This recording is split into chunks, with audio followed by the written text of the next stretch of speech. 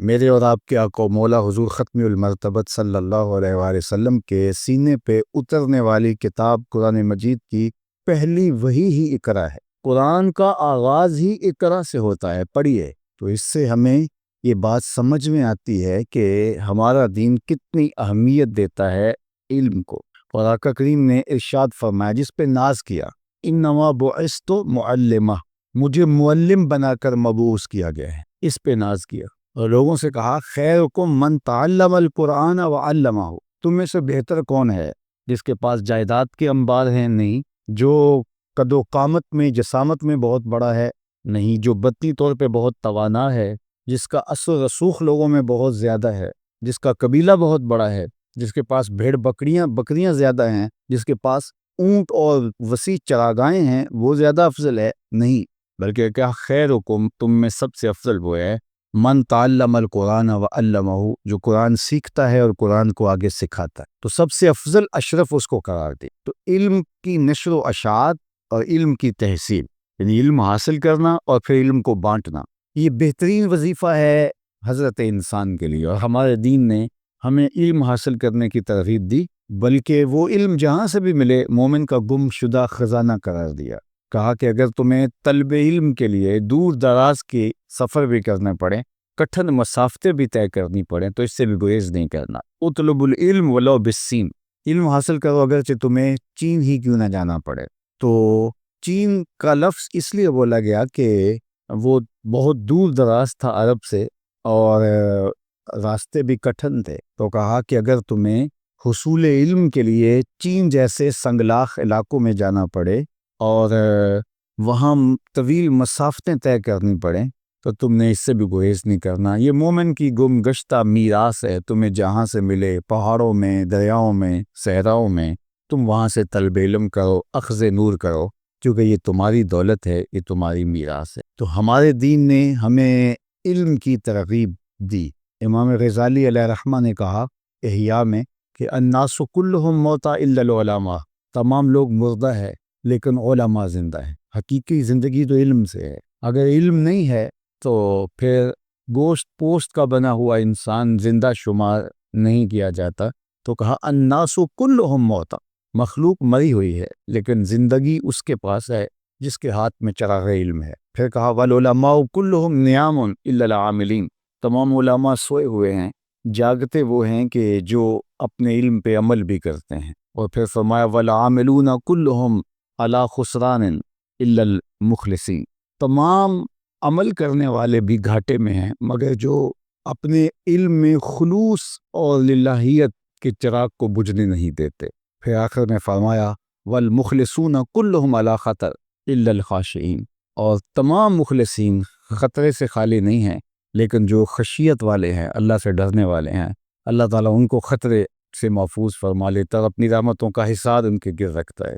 اور اس کو قرآن مجید نے جتنے جامع انداز میں بیان کیا ہے، 2 لفظوں میں قرآن نے اس بہت بڑی حقیقت کو بیان کیا، انما یخشی اللہ من عبادہ العلماء، اللہ سے ڈرنے والے اس کے بندوں میں سے جو حقیقی معنی میں خشیت کے مفہوم سے آگاہ ہیں، وہ علماء ہی ہیں۔ ہمارا دین ہمیں ایک متوازن زندگی گزارنے کی تلقین کرتا ہے، جس میں ہم اپنے ہمسایوں کے حقوق ادا کریں، جس میں ہم اپنے دوستوں کے حقوق ادا کریں، اپنے والدین کے حقوق ادا کریں، اپنے نفس کے حقوق ادا کریں، اور رزق حلال، رزق طیب اور پاکیزہ رزق کما کر کے جو ہے وہ اپنے بچوں کا پیٹ پالے اور ان کی ضروریات کو پورا کرے۔ 3 نیتیں ہیں رزق کے کمانے کی۔ سب سے پہلے اپنے آپ کو سوال سے بچانا، دوسری نیت اپنی زیر کفالت لوگوں کی ضرورت کو پورا کرنا، اور تیسری نیت کہ اللہ مجھے میری ضرورت سے زیادہ عطا کر دے، تو میں اپنی ذمے کو چیز لے لیتا، نیت میں رکھ دیتا یا کھلی نیت کرتا ہے کہ میں معاشرے کو لوگوں کی مدد کروں گا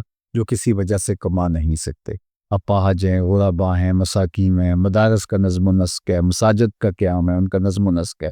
وہ کہتا ہے کہ میں اس لیے اتنی زیادہ محنت کر رہا ہوں کہ اس سے میں اپنا پیٹ پالوں گا، اپنے بچوں کی ضرورت کو پورا کروں گا، اور اس کے علاوہ بھی کام کر رہا ہوں، میں یہ کام بھی اپنے ذمہ لیا ہوا ہے۔ تو پھر اس کا یہ سب دین بن جاتا ہے۔ جس طرح ایک نمازی چل کے مسجد میں آتا ہے اور قدم قدم پہ اس کو نیکی ملتی ہے، وہ جب کاروبار کے ٹھیے پہ جا رہا ہوتا ہے اس کو بھی قدم قدم پہ نیکی، نیت کی خوبصورتی کی وجہ۔ ایک عالم دین جو ہے وہ جب پڑھتا ہے پڑھاتا ہے اور جو ہے وہ محنت کرتا ہے تو اس کا دماغ تھک جاتا ہے شدید محنت سے، تو وہ بھی جب دفتر میں بیٹھ کے کاروباری پیچیدگیوں کو سہتا ہے، مسائل کا سامنا کرتا ہے، تو اس کو بھی تھکن ہوتی ہے۔ تو جس طرح ایک عالم دین کو تھکن کا ثواب ملتا ہے اس لیول کا تو نہیں، لیکن جو ہے وہ اس کو بھی ثواب اسی طرح تھکن کا ملے گا، اس لیے کہ وہ نیت کے استحضار کے ساتھ رزق حلال کما، اور وہ نیتیں تین ہیں، چوتھی نیت اس کے ساتھ جڑے ہیں۔ اگر چوتھی نیت آ گئی کہ عیش و عشرت کروں گا تو بربادی ہے، یہ نیت آ گئی کہ میں کسی پہ تفاخر کر سکوں خاندان برادری پر،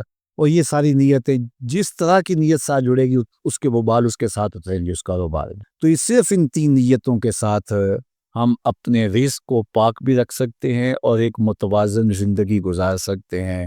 کاروبار کو بھرپور وقت دیں، پوری توجہ سے یہ دین سمجھ کے دیں، اور پھر گھر میں آئیں تو بچوں کو بھرپور وقت دیں، ان کی تربیت آپ کی ذمہ داری ہے۔ بیوی کو وقت دیں تو بیوی کے ساتھ بیٹھ کے جو آپ ملاعبت کرتے ہیں، مسکراتے ہیں، اس مسکراہٹ کا بھی ثواب لکھا ہے۔ اور خاتون جو شوہر کی دلجوئی کے لیے کام کرتی ہے، جو مسکراتی ہے، حتیٰ کہ تیار ہوتی ہے، تو اس کا بھی اس کو ثواب دیا۔ حاملہ عورت حمل کا بوجھ اٹھاتی ہے تو اس کا اس کو ثواب دیا جاتا ہے، دودھ پلاتی ہے تو دودھ پلانے کا اس کو ثواب، حالانکہ اس کے اندر جو محبت جو ہے وہ فطری طور پہ لان رکھی ہوئی۔ تو اللہ نے ہمارا ایک ایک لمحہ، حضور نے فرمایا مومن کی زندگی خیر ہی خیر ہے، اس کے پاؤں میں کانٹا بھی چبھے تو اللہ اس کا بھی اس کو اجر عطا کرے۔ تو ایک کانٹا چبھنے سے تکلیف ہوتی ہے، تو جو ہم مصائب اٹھا رہے ہیں، تکلیفیں اٹھا رہے ہیں، اذیتوں سے گزر رہے ہیں، تو ان کا ہمیں ثواب ملتا ہے۔ میرا یہ مطلب نہیں ہے کہ ان تکلیفوں کو مانگنا چاہیے، آ جائے تو صبر کرنا چاہیے۔ حضور میں صلی اللہ العافیہ، اللہ سے کبھی تکلیف نہ مانگو، کبھی معاشی بدحالی نہ مانگو، کبھی غربت نہ مانگو، کبھی بیماری نہ مانگو، کبھی جنگ نہ مانگو، یہاں تک فرما جنگ بھی نہ مانگو، لڑائی بھی نہ مانگو۔ لیکن اگر تمہارے اوپر یہ چیزیں آ جائیں، بیماری آ جائے، جنگ مسلط کر دی جائے، غربت آ جائے، تو فرما پھر استقامت کے ساتھ جو ہے وہ کھڑے، صبر کرو، حوصلے کے ساتھ کھڑے رہو، جہاں مقابلے کی نوبت آئے مقابلہ کرو۔ اللہ سے ہمیشہ عافیت مانگو، تمام امور میں، صحت میں، کاروبار میں، رزق میں اللہ سے مانگو، اللہ رزق حلال، رزق وسیع، رزق سہل، رزق مبارک اور رزق فراواں عطا کر۔ تو اگر وہ عطا کر دے تو اس کا شکر ادا کرو، اس مال کا حق دو، اور اگر نہیں ہے تو جو جس حالت میں وہ تمہیں رکھتا ہے اس حالت میں اللہ کا شکر ادا کرو۔ ایک روایت میں آتا ہے کہ اگر میری امت کے کسی شخص کے پاس ہے، لو ان دنیا کلہ بحذافی رہا، اگر دنیا اپنی سارے ساز و سامان کے ساتھ ایک شخص کے بید رجل من امتی، میری امت کے کسی ایک شخص کے ہاتھ میں آ جائے، یعنی دنیا کی ہر دولت، ہر ثروت، ہر اختیار، ایسا ممکن تو نہیں ہے عملاً، لیکن اگر فرض کرو اللہ کسی بندے کو دنیا کی ساری نعمتیں عطا کر دے اور ساری چیزیں اس کے ہاتھ میں آ جائیں اور وہ کہے الحمدللہ، تو فرمایا الحمدللہ کا وزن اس سے بھی زیادہ، کیا کرم نوازی ہے۔ اور میں نے دیکھا ہے کئی لوگوں کو، وہ بالکل غریب بھی ہوتے ہیں، ان سے کہیں سناؤ کیا، تو الحمدللہ، الحمدللہ کے لہجے سے جو ٹپکتا ہوا تشکر ہے وہ اندر کھپ جاتا ہے۔ اور کئی لوگوں کو پوچھے سناؤ، وہ کہتے ہیں بس چل رہی، بس چل ہی رہے، اللہ اکبر۔ تو فرمایا کہ اگر دنیا تمام دولتوں کے ساتھ، تمام اپنی رعنائیوں کے ساتھ اگر کسی شخص کے ہاتھ میں آ جائے، اور دوسری جانب فرمایا کہ وہ اس کے جواب میں گئے الحمدللہ، اللہ اکبر، تو فرمایا یہ سب سے افضل ہے۔